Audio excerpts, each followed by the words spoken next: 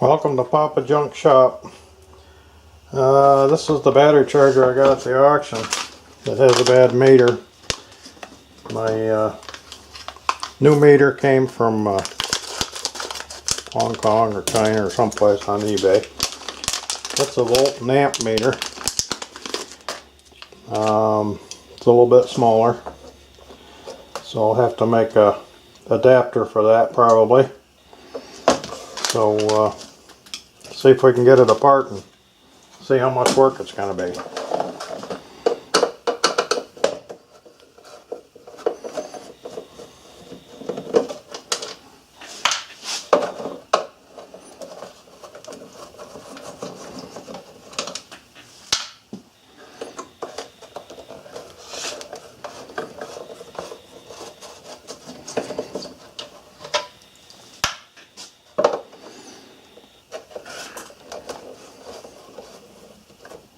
So my investment doubled on this one because the battery charger was $3 and the meter was $3. So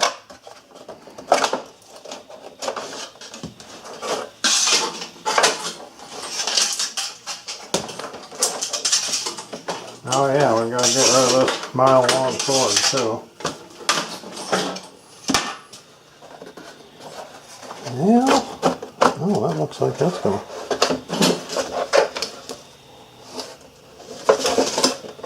Ah, there we go. Got a couple in there. Yep, it looks like that's going to take a flat blade.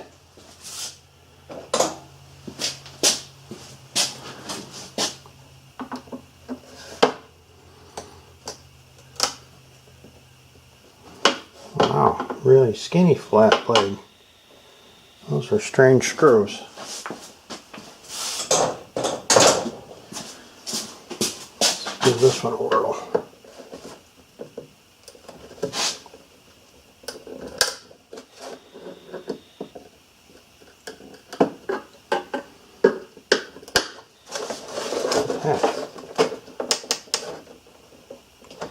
Huh, they're fake screws. It's plastic. That's weird.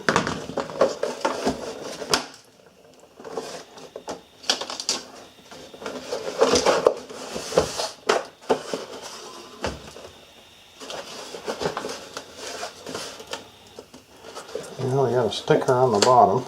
Looks like somebody's had it apart before, maybe. Not sure what I'm getting into here. Maybe we'll have pieces. It might help if I took this tag off.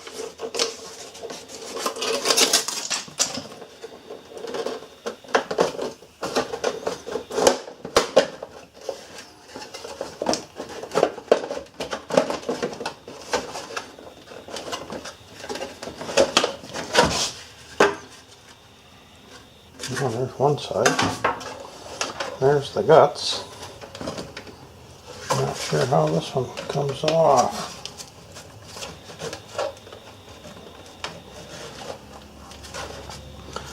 Oh, there's a couple of screws. Somebody's had this part before, apparently. There's a couple screws underneath this tag. Or not tag, face plate, whatever you want to call it. Ah, look at there. Phillips. The ones on the other side were already out.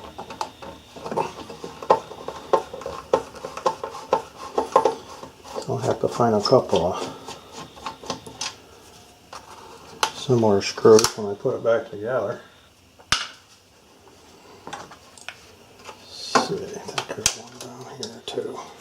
Yep.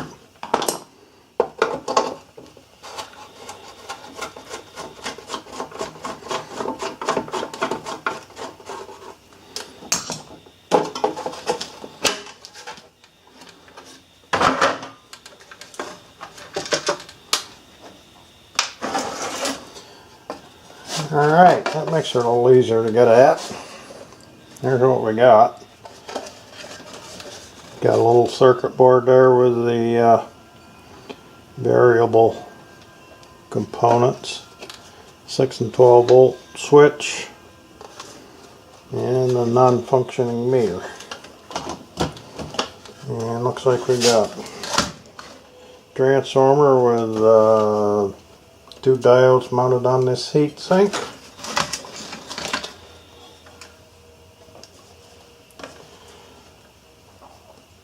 This must be a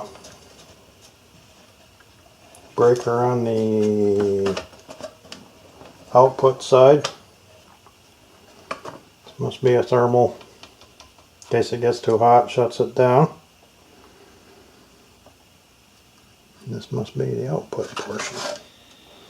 Boy, I'm surprised they get away with 10 amps on that little heat sink there.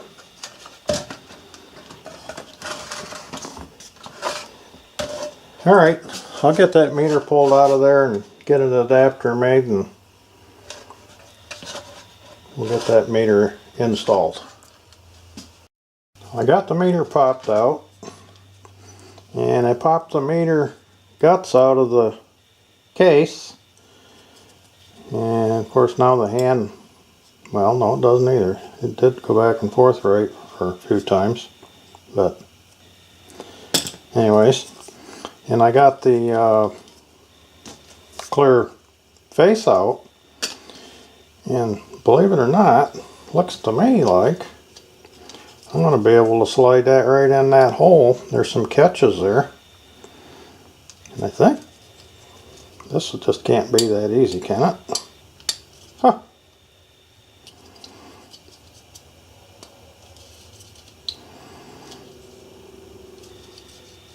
Look at that. Isn't that something? I believe she's going to snap right in there.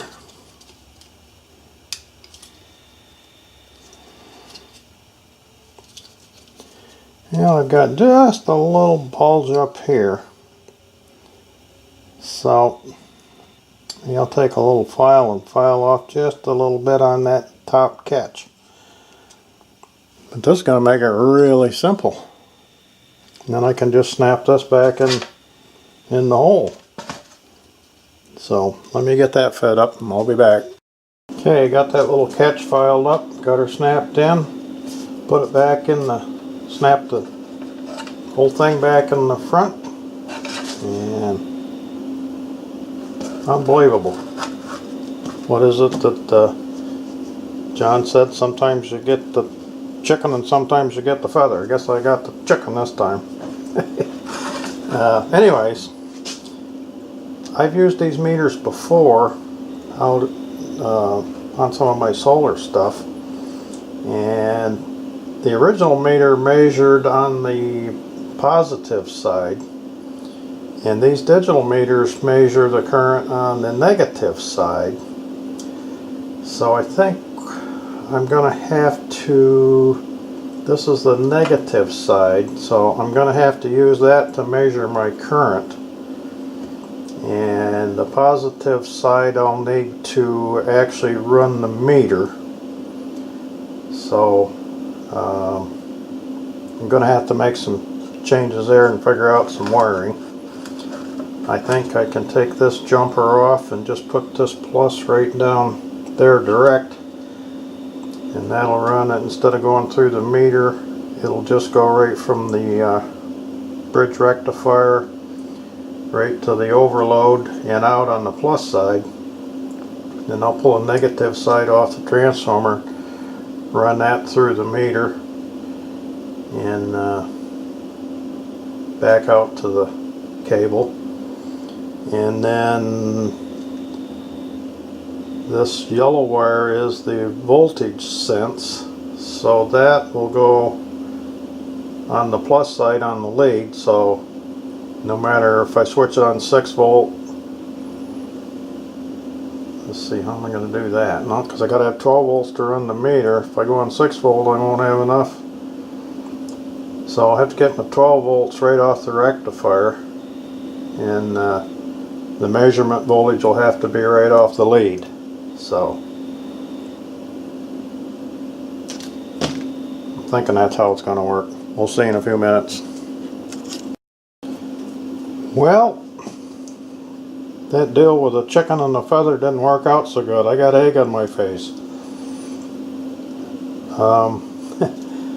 I don't know why I didn't look at this a little closer. I hooked this up and turned it on just with some clip wires and let the smoke out of this new one, because I didn't realize it, and that's one of the reasons why this heatsink is so small on this control, is because they're controlling the AC side of the transformer, not the DC side, and I didn't realize it.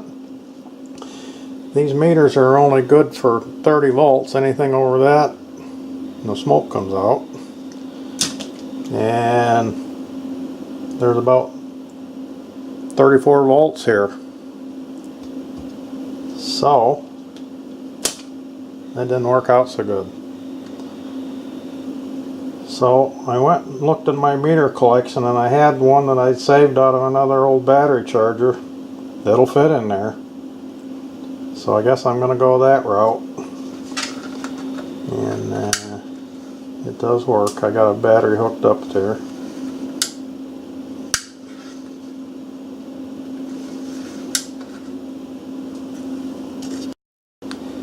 Okay, one of my clips come loose on the battery. That's what's going on there. They're pretty crappy clips, so I got to replace those, but it does work. And it does do the 10 amps like it says. So I guess I'm going to go with the old school meter. At least it'll be functional. And this was another educational session, I guess. Hopefully for you guys too. Look at things a little better before you dive into them. So I'll get this meter put in, get this thing cleaned up, and show you the end results. Okay, got her all back together.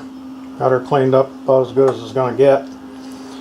Got a couple of new ends on the battery leads, and they were split back quite a way, so I put a piece of heat shrink on there to keep them from splitting anymore. And one was already a little shorter, and I thought, gee, maybe that'd be a good idea. Maybe they won't be as apt to clang into each other and spark an arc when you don't want it to. And I got a new cord end on the end, and got rid of that mile-long cobbled up cord. And it doesn't look too bad. Pretty nice lightweight unit.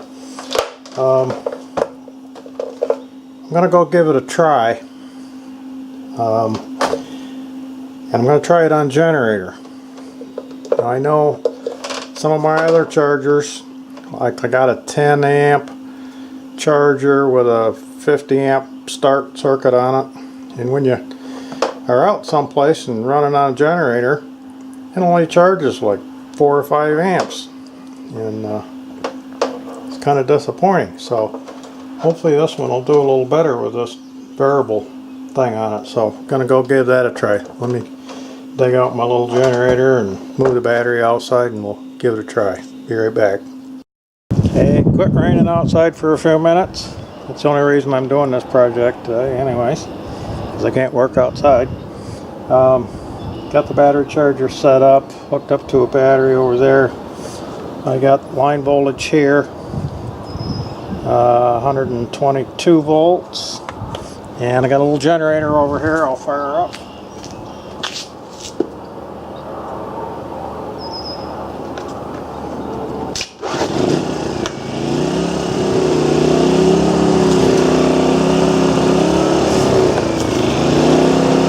That is. It's 121.1.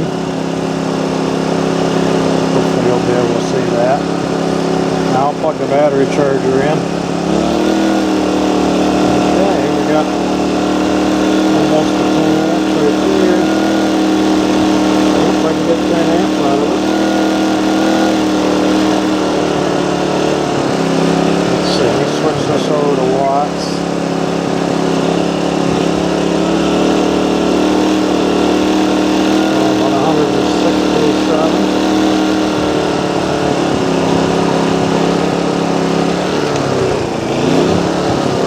Switch the whole thing over to the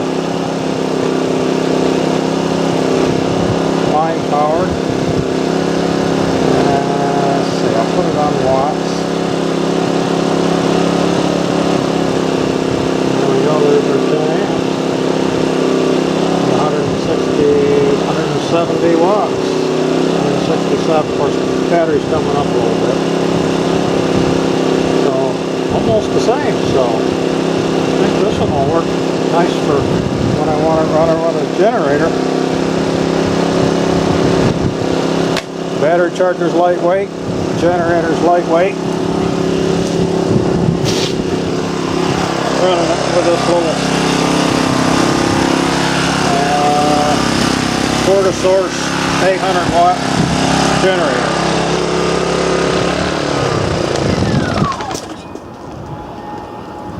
So I guess this concludes this project. It isn't quite what I wanted. I wanted to have a voltmeter on there too, but it'll work fine. I learned something. Hope you guys learned something. And if you liked it, give me a thumbs up and please subscribe. See you next time.